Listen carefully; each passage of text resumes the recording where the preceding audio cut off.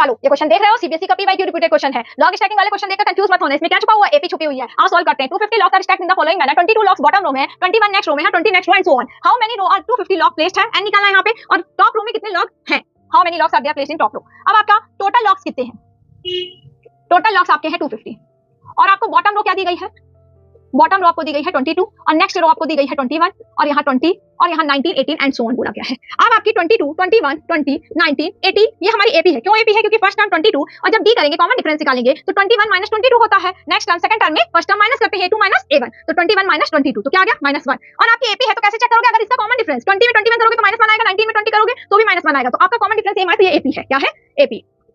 अब आपको सम दिया गया है, सम का फॉर्मूला होता है n/2 2a प्लस n-1 और d। सम कितना है, 250 दिया है टोटल लॉग्स, एंड आपको फाइंड करना है 2 × 20। आपका ए कितना है, ए आपकी कितनी रही 22 लॉग्स थी, तो ए हमारा कितना है 22, ए 22 है प्लस n-1 और डी हमारा कितना है -1। यहाँ पे 250 × 2 करेंगे तो 500 हो जाएगा, और n यहाँ आ जाएगा 44 माइनस n प्लस 1।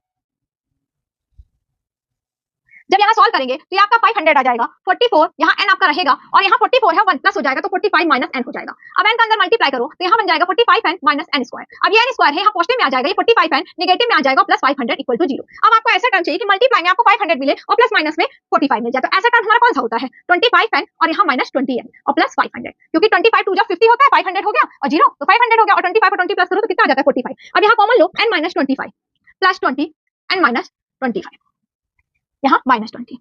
अब जब n-25 आएगा और यहाँ n-20 आएगा, जब हम इसको 0 के इक्वल रखेंगे तो n-25 इक्वल टू 0 आ जाएगा, तो n इक्वल टू 25 आ जाएगा, और n-20 इक्वल टू 0 रखेंगे तो n इक्वल टू 20 आ जाएगा। मतलब n की वैल्यू 25 है, 20 सही है। इसे हम कैसे बताएंगे, इसमें दो वैल्यू आई हैं और आंसर तो एक ही वैल्यू से आएगा, तो हम चेक करेंगे।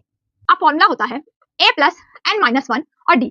a आपका कितना है 22 है, प्लस n आपका कितना आया है, अगर n इक्वल टू हम 25 रख रहे हैं, क्या रख रहे हैं, n इक्वल टू 25 रखते हैं -1, और d की वैल्यू क्या है -1, तो यहाँ आ जाएगा 22, 25 में 1 करा तो 24 हो गया, 24 पे जब मल्टीप्लाई करेंगे -1 से तो -24 आएगा, तो 24 में जब 22 गए तो कितना आ जाएगा -2, आपकी वैल्यू क्या आ जाएगी -2, और हमारा नेगेटिव लॉग पॉसिबल नहीं है। अब हम n इक्वल टू क्या रखेंगे 20 रखेंगे, जब n इक्वल टू 20 रखेंगे इसी फॉर्मूले में तो 22 प्लस 20 माइनस 1 करेंगे, और यहाँ -1 तो 22 20 माइनस 1 19 हो गया, मल्टीप्लाई किया तो -19 आ गया, और 22 में 19 माइनस करेंगे तो कितना आ जाएगा 3।